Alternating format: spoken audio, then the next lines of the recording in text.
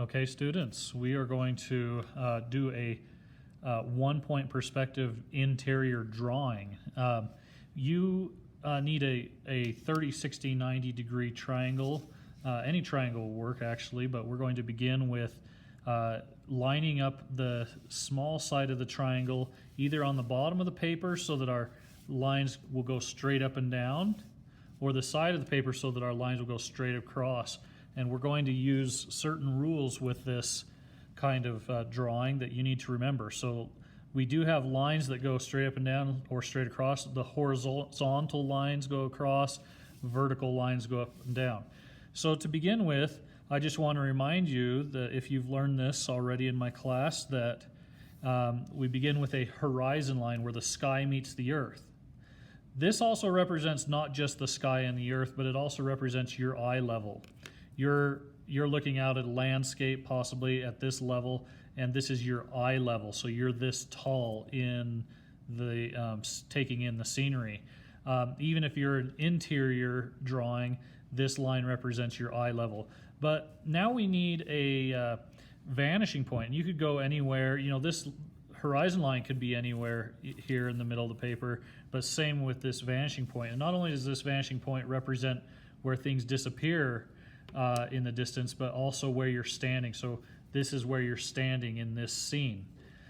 That's important to know because wherever you're standing changes your perspective, whether you're inside or outside.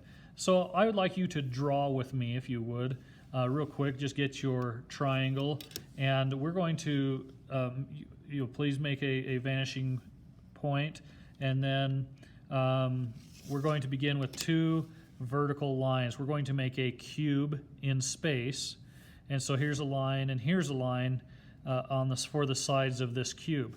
Now this could be a rectangular cube or a square, doesn't matter, but we're going to, since it's below our eye level, we're going to be able to see the top of this box, and since our vanishing point's on the left, we're going to be able to see the left side of the box.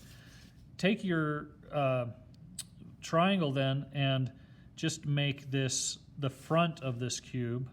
And this is important to do because if you're just eyeballing this, you're not going to get good right angles, and it may affect your drawing later.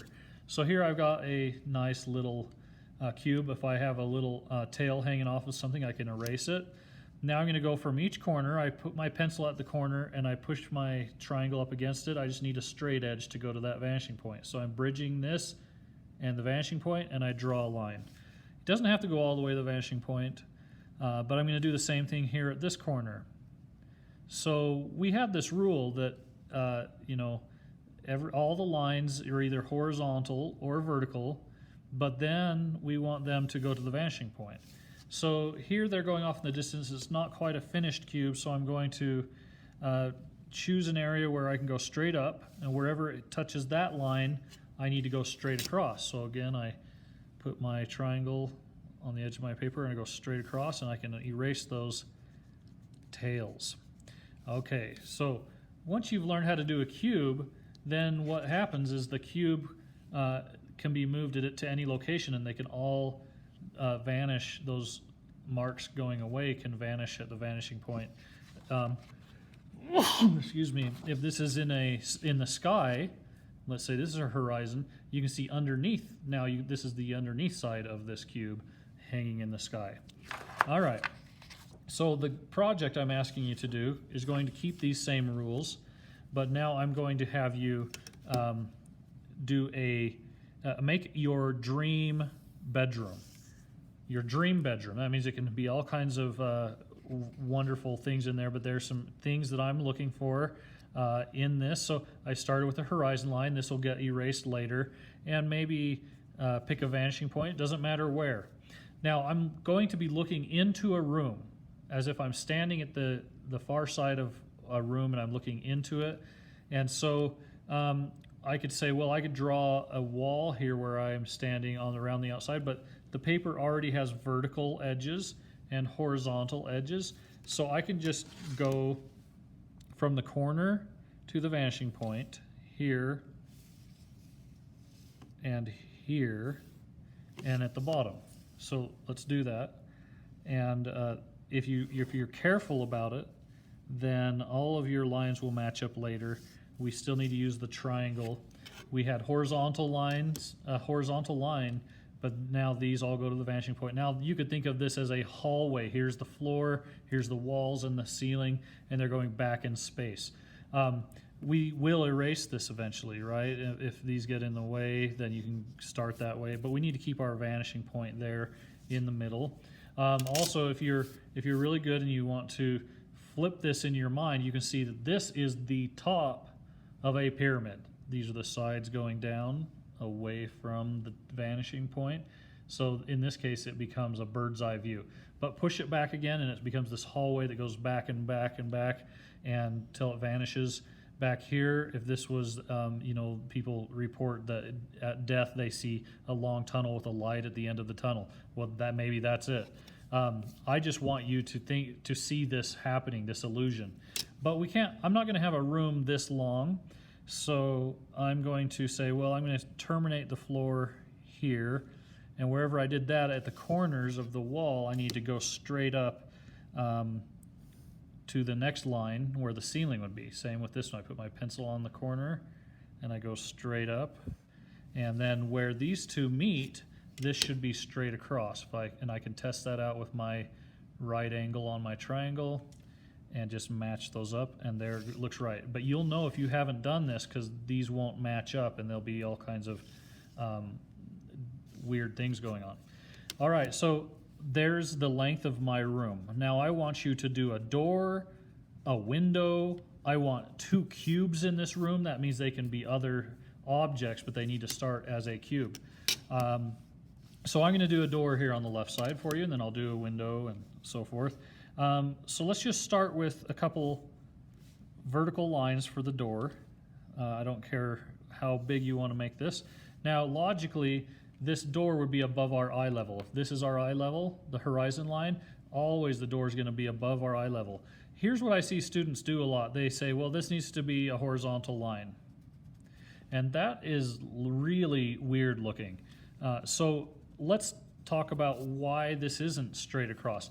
Well, the floor line is going to the vanishing point. The bottom of this door, if it's a closed door, is going to the vanishing point. So logically, the top of the door needs to go to the vanishing point as well. So I like to just put my pencil on the vanishing point and then decide where this rotates to go to the top of the door, and then I can connect my lines. So there's my door, and it looks like it's a closed door because I can see this line down here. So we could put a doorknob on there and say, well, that's a closed door. I would like you to open up these doors, and so in order to open up a door, I have to open up this line here and create the illusion that it's going inside. Well, that looks like it's kind of open, but it's not leading me in. So to lead me in, I'm going to put my pencil on that corner, put the triangle to the edge of the paper and go straight in, and that means I can walk back inside there. Even up here at the corner, I know it's above my head, so I can see the ceiling or above, up above in the doorway, so that would go straight back. Now that looks like the true illusion. Shading also helps, but this lesson is not about shading, but you could make the inside of the room darker if you want, and then get lighter as it comes, as it gets toward the inside of this room. That's up to you. You will shade and color this by the time you're done, but I'm grading you on if you do the perspective right. That's really the reason we're doing this assignment. So let's do a window, and we're going to do the same thing as we would with a door. Part of the window is going to be above my eye level, part of it's going to be below my eye level. I'm just doing vertical lines, so our rules are horizontal lines, vertical lines, or lines to the vanishing point. So I've got 2 vertical lines. Now the bottom needs to go to the vanishing point, remember, just like the door had been, and the top of this needs to go to the vanishing point, just like the door did. And if I have some tails, I'll just erase those. Now that could be a lot of things. That could be a picture on the wall, it could be a TV, but I want to give it depth so it looks like a window. So I'm going to go from the corner of this window and just make it go out a little bit. And same with the corner here at the top. Line up this. If you're not at a 90-degree angle, this is not going to look right. So that could be a nice thick windowsill, and I'm just going to draw a line straight up and down. But that's still not finished because you can see this is not, I can't see the upside of the windowsill or the bottom side. So I'm going to take this corner, I'm going to line it up with the vanishing point and draw a complete windowsill. Same here, I'll put the pencil on there, line it up with the vanishing point and the pencil, and then I've got an exterior, that's a window that I could maybe put a part of a tree out here. There you are standing there outside, whatever. I don't mind so much what you want to put in here as far as people and things, but the main point is to get the perspective correct. Okay, so let's do some cubes.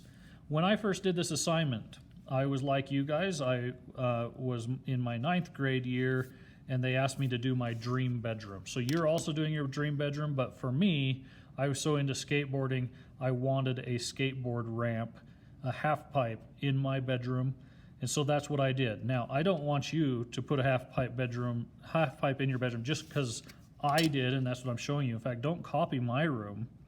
You're going to want to put your own spin on things. So all I'm going to do is make a cube in the back of this room. You need 2 cubes for this assignment. And this will be one thing made out of a cube, and that will meet the standard. So we always start a cube with a square or a rectangle. Do you remember our first exercise where we did that? Like this. We always start with this cube or rectangle because my lines go horizontal and vertical. Now I've got some overlapping here, so I'm going to erase this. You can still see where my floor line is. That's going to be important in a minute. I'm going to take the top of this cube and I'm going to go to the vanishing point. So line it up. Now I cannot go, this line can't go past this back wall. It needs to stop there. Otherwise, if that goes out into your wall, there's no reason for the wall. And you're just kind of tripping at that point. Like I shouldn't be able to see it go past the wall. So I'll erase that, and then I can connect these. Where they touch the wall, I line up this. These should match up if I've used my vanishing point right. So there we go. It looks like a good cube, but this is going to be turned into a skate ramp.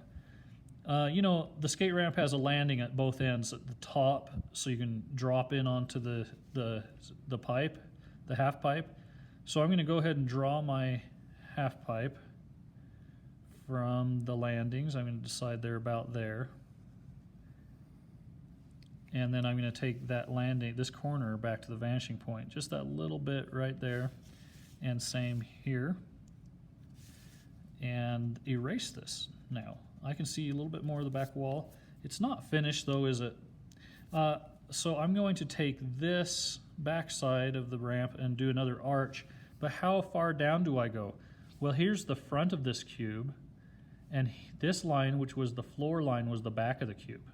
So it can't go any, it needs to be just a little bit above that, just as this is. And so there we go. Good. So I've got my half pipe. Now, this arch is smaller than that arch because we know in perspective things get smaller as they go back. Just for some details, if you remember that things get, go to the vanishing point, maybe this is made of plywood, and I've got some lines here going toward the vanishing point just to show direction. And maybe this is a tall ramp, so I just put a little ladder there so I can get up easier. And that's kind of a fun thing for me. I also, back in my day, they had great big stereos systems because not everything was small like it is today. So we had, in my bedroom, I had this great big stereo console, and it was sticking out. This would have been my cube. So I always start with my vertical and horizontal lines in 1-point perspective. And then I take it back to the vanishing point, however far that needs to go. Now this, guys, this could be anything. This could take the shape of a giant fish tank. It could be it could turn into a couch or a chair. It could be a desk. I could have a bed sticking out here, a mattress, a lot of things. But in my room, I had a stereo system and I had some great big speakers next to it. You get to elaborate on that. Maybe you've got a vase here or something. A lava lamp or something there. But I have 2 cubes. I've met the requirements. Now, I do want you to be creative and do some other things. So you have 2 more things to do. But before that, I want to show you that, oh yeah, you know what? I've got a carpet on the or a rug on the floor in the room. So there's some things that are just simple that you can do to divide up the space and make it look more interesting. Some people like to turn this into, stairs, or they've got a dungeon and you've got some kind of a dragon or animal down inside of there. Here's a snake coming out, and that could be fun. Just be creative with it. Do some sci-fi stuff. Again, shadows help show depth. So if I wanted to shade this down here and then it gets lighter as it comes up, you could easily do that. So there's my snake. Also at the top, the ceiling, let's put a light there, but I want 2 what's called ellipses. We don't want any circles on the ceiling. Some students want to put a full circle like that on the ceiling, and that's not going to help because it doesn't look right. When a circle is turned on its side, then it can look like light or something there. I like to decide that, or say, hey, well, maybe some aliens are abducting you in your room and through this skylight, and so here you are, like going up into the alien abduction. Maybe they invited you, who knows. But this is an ellipse, a horizontal ellipse. It would go on the ceiling or the floor that way, and it could be a hole. It could be lighter on the outside, or you could go darker and show that it's a hole. And if you put it on a wall or something sideways, it wouldn't do this. It would actually do the opposite. It would be a vertical ellipse. So I could have a big hole here in the wall where maybe I keep my monsters, right? Like in Stranger Things, I could keep my Demogorgon in there. That's a Demogorgon hole, and I go back inside of it. So you need 2 ellipses, a vertical and a horizontal one. You could do some other things and play around with this. I could make my room open up on the left. I could make this way bigger by just saying, well, this room goes more like this, and I have another section over here. I can't see everything over there, but I can layer it and show you that my room is going over this direction more. I can make more rooms back here. I can make a room back here and make this go to the vanishing point and show more. I can show closets. I can show all kinds of things that create this illusion for the assignment. So I just want to clarify one last thing. A lot of times students get to the corner of the room and they make their cube go into the wall like this. We don't want to do that because that doesn't work with our space. This is the corner of the wall, so the cube needs to go straight up from the wall. If we push this cube against the wall, it'll be at that corner and go straight up, but it won't go into the wall. Just like when I was doing my ramp, I couldn't bring my ramp back here because that's going inside of the wall. It has to go to the corner there.